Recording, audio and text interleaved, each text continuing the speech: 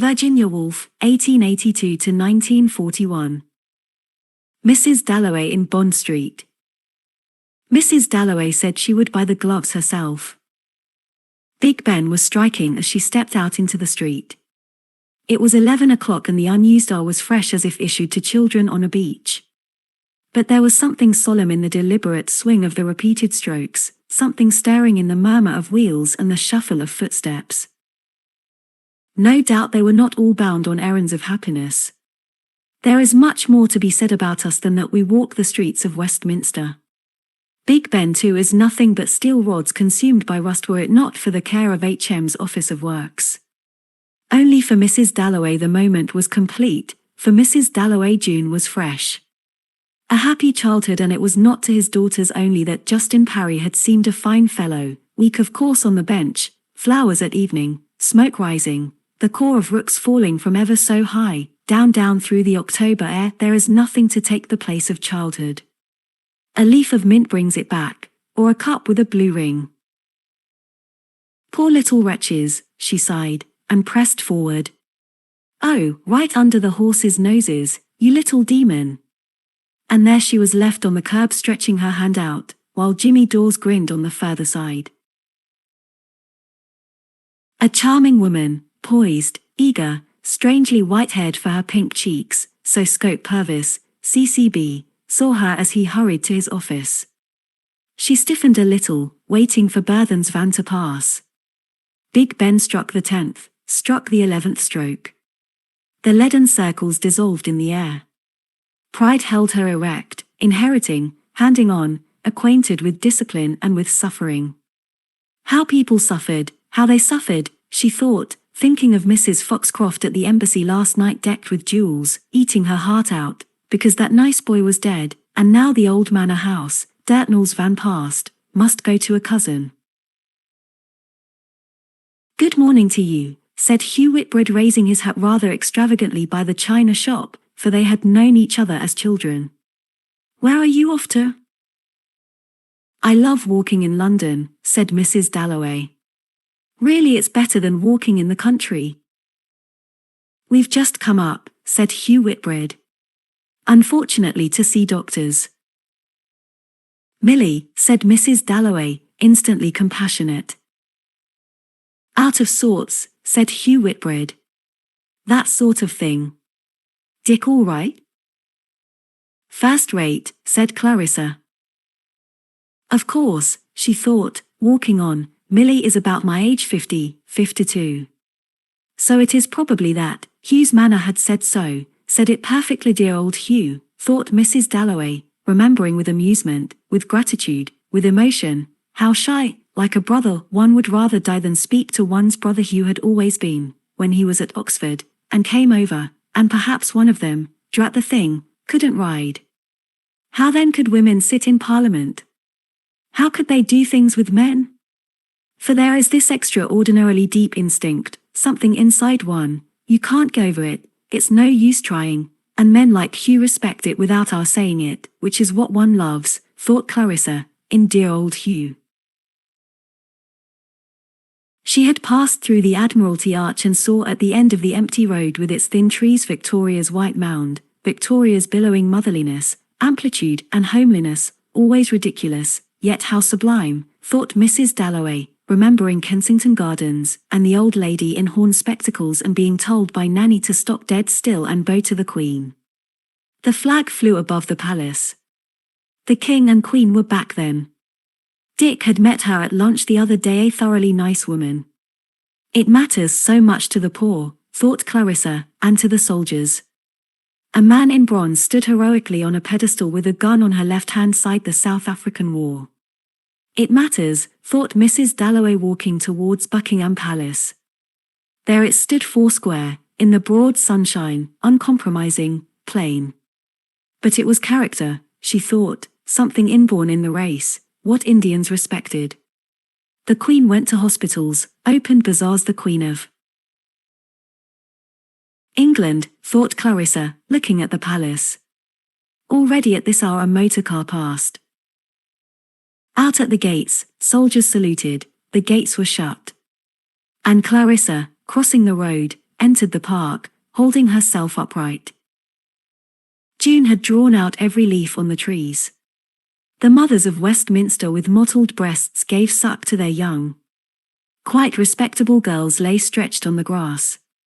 An elderly man, stooping very stiffly, picked up a crumpled paper, spread it out flat and flung it away.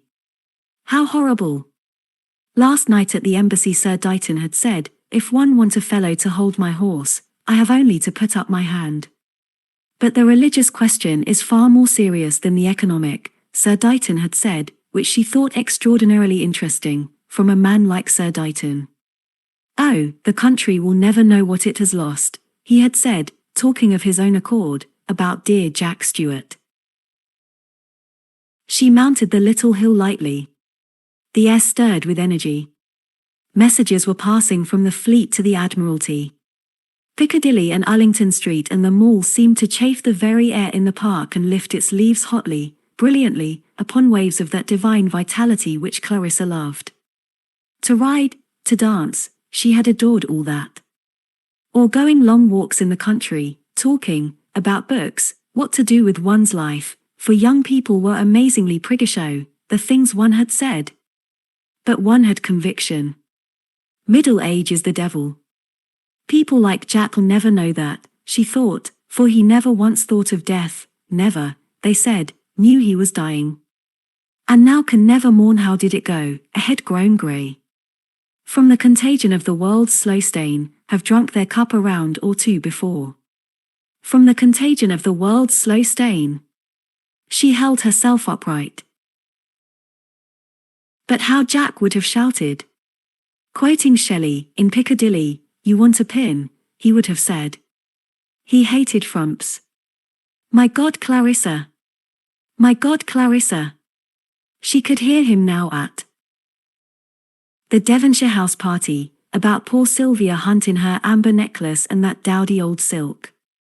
Clarissa held herself upright, for she had spoken aloud, and now she was in Piccadilly, passing the house with the slender green columns, and the balconies, passing club windows full of newspapers, passing old Lady Burdetcoot's house where the glazed white parrot used to hang, and Devonshire House, without its gilt leopards, and Claridge's, where she must remember Dick wanted her to leave a card on Mrs. Jepson or she would be gone.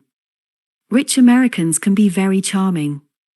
There was St. James's Palace, like a child's game with bricks, and now she had passed Bond Street. She was by Hatchard's bookshop. The stream was endless, endless, endless. Lords, Ascot, Hurlingham, what was it?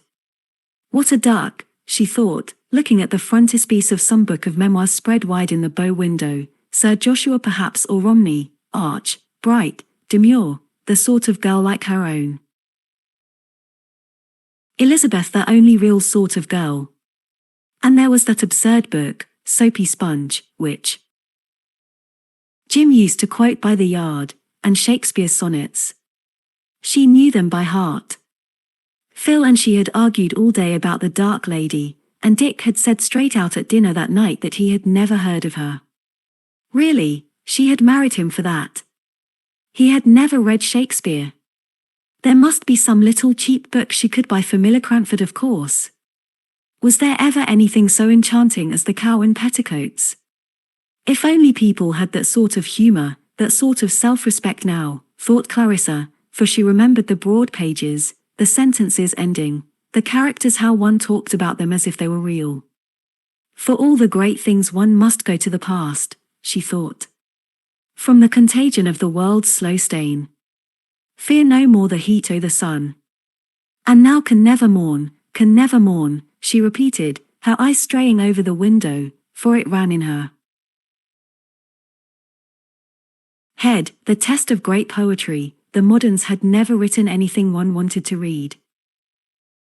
About death, she thought, and turned.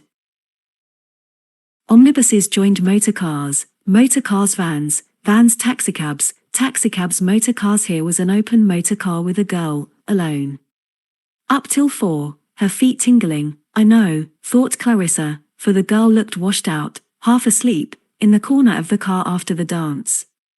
And another car came, and another. No. No. No. Clarissa smiled good-naturedly. The fat lady had taken every sort of trouble, but diamonds. Orchids. At this hour of the morning. No. No. No. The excellent policeman would, when the time came, hold up his hand. Another motor car passed. How utterly unattractive. Why should a girl of that age paint black round her eyes? And a young man, with a girl, at this hour, when the admirable policeman raised his hand and Clarissa, acknowledging his sway, taking her time, crossed, walked towards Bond Street, saw the narrow crooked street, the yellow banners, the thick notched telegraph wires stretched across the sky. 100 years ago her great-great-grandfather, Seymour Parry, who ran away with Conway's daughter, had walked down Bond Street. Down Bond Street the Parrys had walked for 100 years, and might have met the Dalloways, Lees on the mother's side, going up. Her father got his clothes from Hills. There was a roll of cloth in the window, and here just one jar on a black table, incredibly expensive, like the thick pink salmon on the ice block at the fishmonger's. The jewels were exquisite pink and orange stars, paste, Spanish, she thought, and chains of old gold, starry buckles, little brooches which had been worn on sea green satin by ladies with high headdresses. But no good looking. One must economize. She must go on past the picture dealers where one of the odd French pictures hung, as if people had thrown confetti pink and blue for a joke. If you had lived with pictures, and it's the same with books and music, thought Clarissa, passing the Aeolian Hall, you can't be taken in by a joke. The river of Bond Street was clogged. There, like a queen at a tournament, raised, regal, was Lady Bexborough. She sat in her carriage, upright, alone, looking through her glasses. The white glove was loose at her wrist.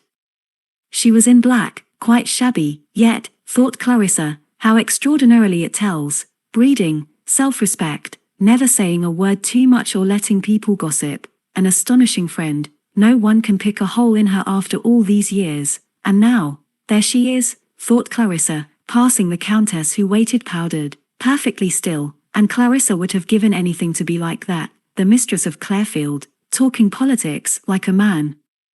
But she never goes anywhere, thought Clarissa, and it's quite useless to ask her, and the carriage went on and Lady Bexborough was borne past like a queen at a tournament, though she had nothing to live for and the old man is failing and they say she is. Sick of it all, thought Clarissa, and the tears actually rose to her eyes as she entered the shop. Good morning, said Clarissa in her charming voice. Gloves, she said with her exquisite friendliness, and putting her bag on the counter began, very slowly, to undo the buttons. White gloves, she said. Above the elbow, and she looked straight into the shopwoman's face, but this was not the girl she remembered. She looked quite old. These really don't fit, said Clarissa. The shop girl looked at them. Madam wears bracelets. Clarissa spread out her fingers. Perhaps it's my rings. And the girl took the grey gloves with her to the end of the counter. Yes, thought Clarissa, if it's the girl I remember, she's 20 years older. There was only one other customer, sitting sideways at the counter, her elbow poised, her bare hand drooping, vacant, like a figure on a Japanese fan, thought Clarissa, too vacant perhaps, yet some men would adore her. The lady shook her head sadly. Again the gloves were too large. She turned round the glass. Above the wrist, she reproached the grey-headed woman, who looked and agreed. They waited, a clock ticked, Bond Street hummed, dulled, distant, the woman went away holding gloves. Above the wrist, said the lady, mournfully, raising her voice. And she would have to order chairs, ices, flowers, and cloakroom tickets, thought Clarissa. The people she didn't want would come, the others wouldn't. She would stand by the door. They sold silk stockings. A lady is known by her gloves and her shoes, old Uncle William used to say. And through the hanging silk stockings' quivering silver she looked at the lady, sloping-shouldered, her hand drooping, her bag slipping, her eyes vacantly on the floor. It would be intolerable if dowdy women came to her party. Would one have liked Keats if he had worn red socks? Oh, at last she drew into the counter and it flashed into her mind. Do you remember before the war you had gloves with pearl buttons? French gloves, madam. Yes, they were French, said Clarissa. The other lady rose very sadly and took her bag, and looked at the gloves on the counter. But they were all too large, always too large at the wrist. With pearl buttons, said the shop girl, who looked ever so much older. She split the lengths of tissue paper apart on the counter. With pearl buttons, thought Clarissa, perfectly simple, how French. Madam's hands are so slender, said the shop girl, drawing the glove firmly, smoothly, down over her rings. And Clarissa looked at her arm in the looking-glass. The glove hardly came to the elbow. Were there others half an inch longer? Still it seemed tiresome to bother her, perhaps the one day in the month, thought Clarissa, when it's an agony to stand. Oh, don't bother, she said. But the gloves were brought. Don't you get fearfully tired, she said in her charming voice, standing. When do you get your holiday? In September, madam, when we're not so busy. When we're in the country, thought Clarissa. Or shooting. She has a fortnight at Brighton. In some stuffy lodging. The landlady takes the sugar. Nothing would be easier than to send her to Mrs. Lumley's right in the country, and it was on the tip of her tongue. But then she remembered how on their honeymoon Dick had shown her the folly of giving impulsively. It was much more important, he said, to get trade with China. Of course he was right. And she could feel the girl wouldn't like to be given things. There she was in her place. So was Dick. Selling gloves was her job. She had her own sorrows quite separate, and now can never mourn, the words ran in her head. From the contagion of the world's slow stain, thought Clarissa, holding her arm stiff, for there are moments when it seems utterly futile. The glove was drawn off, leaving her arm flecked with powder. Simply one doesn't believe, thought Clarissa, any more in God. The traffic suddenly roared, the silk stockings brightened. A customer came in. White gloves, she said, with some ring in her voice that Clarissa remembered. It used, thought Clarissa, to be so simple. Down through the air came the caw of the rooks. When Sylvia died, hundreds of years ago, the yew hedges looked so lovely with the diamond webs in the mist before early church. But if Dick were to die tomorrow, as for believing in God, no, she would let the children choose, but for herself, like Lady Bexborough, who opened the bazaar, they say, with the telegram in her hand, Rodin, her favourite, killed, she would go on. But why, if one doesn't believe? For the sake of others, she thought, taking the glove in her hand. The girl would be much more unhappy if she didn't believe. 30 shillings, said the shopwoman. No, pardon me, madam, 35. The French gloves are more. For one doesn't live for oneself, thought Clarissa. And then the other customer took a glove, tugged it, and it split. There, she exclaimed. A fault of the skin, said the grey-headed woman hurriedly. Sometimes a drop of acid in tanning. Try this pair, madam. But it's an awful swindle to ask £2.10. Clarissa looked at the lady looked at Clarissa. Gloves have never been quite so reliable since the war, said the shop girl, apologizing, to Clarissa. But where had she seen the other lady, elderly, with a frill under her chin, wearing a black ribbon for gold eyeglasses, sensual, clever, like a sergeant drawing? How one can tell from a voice when people are in the habit, thought Clarissa, of making other people's a shade too tight, she said. Obey. The shopwoman went off again. Clarissa was left waiting. Fear no more, she repeated, playing her finger on the counter. Fear no more the heat o' the sun. Fear no more, she repeated. There were little brown spots on her arm. And the girl crawled like a snail.